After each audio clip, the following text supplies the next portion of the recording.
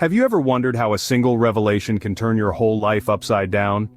Imagine the world as you know it, shattered in an instant. That's what happened to me. I'm a father to 4 wonderful kids, or so I thought. The shocking truth? My 19-year-old daughter Jane isn't biologically mine. A secret DNA test, a family dinner turned sour, and suddenly, the happy family portrait cracked. The aftermath? Jane, feeling rejected, tried to hurt herself. In the midst of the chaos, I found myself grappling with a profound question. How do I help Jane understand that I'm still her father? That her existence is the best thing in my life? That she is my daughter, regardless of what a DNA test says? That was my struggle, my mission, my heartache. But that was just the beginning of our family's turmoil. What if your own family betrayed you in your most vulnerable moment? Picture this. You're trying to rebuild a shattered family, and then, out of nowhere, your other children, John, Jill, and Jenny, blindside you with a shock. They've gone behind your back and gotten DNA tests. Can you imagine the sting of betrayal, the insult that they didn't respect your wishes to let sleeping dogs lie? But it doesn't end there. During a family dinner, intended to help us bond again, they reveal the results. The aftermath? Jane, already grappling with the truth of her birth, is upset beyond words. She feels rejected, and you can't help but share her pain. It's like a punch to the gut. Your family, whom you expected to support you, has just added fuel to an already raging fire. The damage was done. But how could I help Jane feel safe again? Can a song mend a broken heart? As a father, I left no stone unturned to reassure Jane of my love and commitment. I transformed from a protector into a guardian angel, keeping vigil from the couch in her room, ready to lend an ear whenever she needed to unburden her heart. The house echoed with the sound of laughter more often than before as I took Jane and her siblings out, hoping to weave the threads of our bond tighter. To express my love, I reached into the cobwebs of my past and dusted off my old guitar. I penned a song for Jane, a melody that resonated with my heart's truth. It wasn't a grand gesture, but a humble attempt to convey that my feelings for her were genuine. This journey to rebuild trust and instill a sense of safety in Jane was like walking on a tightrope. Yet, just when I thought we were making progress, the worst was yet to come. Can a false accusation shatter an already fragile relationship? I soon discovered the answer to this question. Out of nowhere, my wife, soon-to-be ex, decided to throw an accusation like a grenade into our already strained family dynamics. She suggested, in front of Jane, that my caring actions were inappropriate, implying a sinister motive now that we knew we weren't biologically related. This baseless charge caused Jane to spiral into another mental breakdown, and it pushed me towards a decision I'd been contemplating: divorce. Her words were not just hurtful, they were destructive. They tore at the fragile bond I was trying to rebuild with Jane, and they ignited a fury within me. Not only had she betrayed our marriage, she was now jeopardizing my relationship with my children. I decided to fight, to battle for custody of my other daughters, Jill and Jenny, who thankfully seemed to want to stay with me. But the damage was done. Jane was now afraid of me.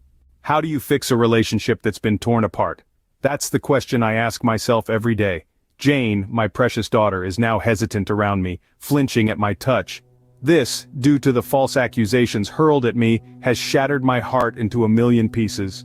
Every day I wake up with a knot in my stomach, fearing for Jane's well-being. The once warm and loving relationship we had now feels like a battlefield of emotions.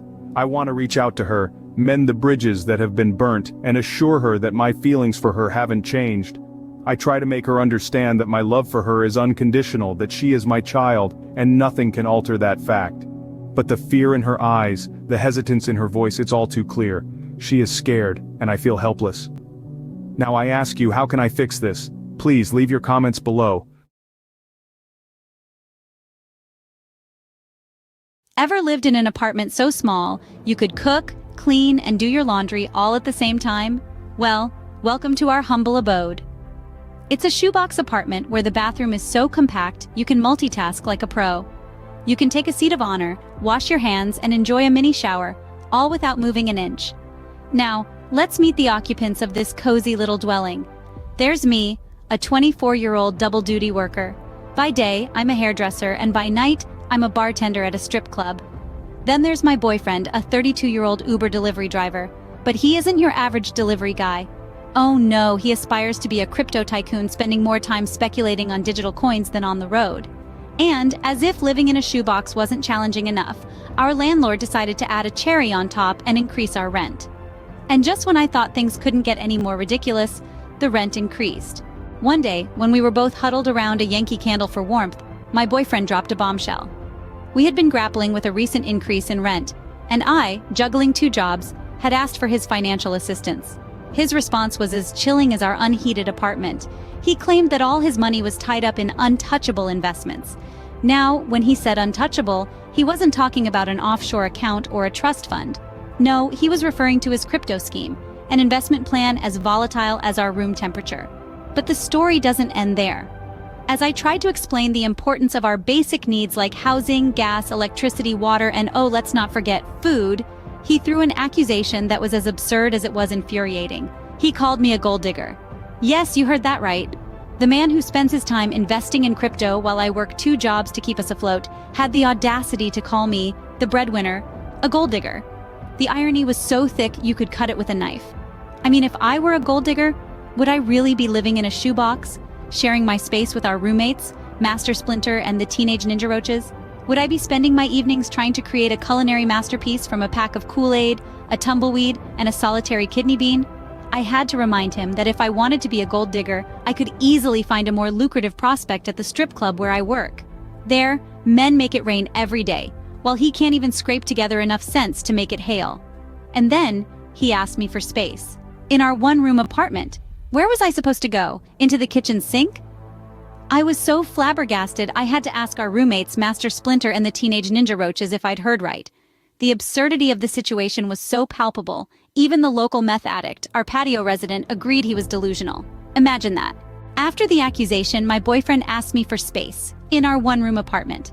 Now this is where the comedy of our situation really comes to the fore. The utter audacity of asking for space in a place where the kitchen doubles as a closet, and the bathroom triples as a laundry room. It's laughable, really. In a desperate attempt to find solace, I found myself on the patio, chatting with the local meth addict who sleeps there more often than not. I mean, our patio is hardly a patio. It's a concrete slab with a view of the dumpster. But hey, it's the closest thing to a getaway that I have. As I shared my predicament with him, my boyfriend's delusions of grandeur, his bizarre crypto obsession, his refusal to contribute to our basic necessities, I noticed a glimmer of understanding in his eyes. Or maybe it was the streetlight reflecting off his glassy gaze. Either way, he nodded along, chuckling at the absurdity of it all. "You've got yourself a real gem there," he said, scratching his scruffy beard.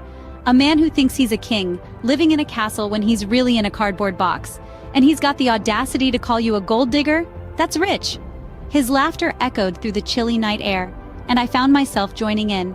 Here I was, bundled up on a concrete slab, sharing my relationship woes with a man who spent his days chasing invisible dragons. And yet, in that moment, his words made more sense than anything my boyfriend had said in months. So, I returned to our shoebox apartment, armed with a newfound sense of humor. I mean, if you can't laugh at your own life, what's the point, right? I stepped over our resident roaches, greeted Master Splinter, and curled up on our lumpy couch, ready to face whatever absurdity the next day would bring. It's indeed a dark day when a meth addict makes more sense than your own partner. But hey, at least I've got a sense of humor to keep me warm. Have you ever wondered, how well do I know the person sleeping next to me? This is a question that haunts a woman who found out about her husband's double life in the most unexpected way. Picture this: a happily married woman, a mother of 2, whose world is about to turn upside down. She's been married for a decade to a man who travels often for work. About 8 months ago, she discovered she was infected with an incurable STD. Her husband, instead of supporting her, accused her of infidelity. One day, while browsing a Facebook mothers group, she stumbles upon a familiar face in an unfamiliar setting. A woman, laughing and joking in the comments, has a profile picture with her husband. Intrigued, she digs deeper. To her shock, she discovers a parallel life her husband has been living, a different name, a different city, and a different family. Their child, a baby of 14 months, even carries his false surname. She reveals her discovery to the group, seeking advice.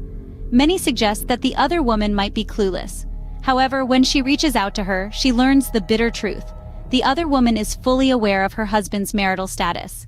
This revelation sends her life spiraling. She hires a lawyer and initiates divorce proceedings.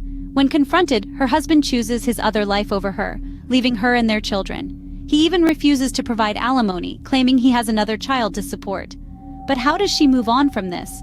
How does she rebuild her life, especially considering the incurable STD and the responsibility of her children on her shoulders? It's a sad and challenging situation indeed. To summarize, this woman's life was turned upside down when she discovered her husband's double life through a Facebook post. Not only was he unfaithful, but he was also leading a whole other life, complete with a different name and family. Despite the challenges she now faces, she is working towards rebuilding her life, navigating the legal battles, and caring for her children.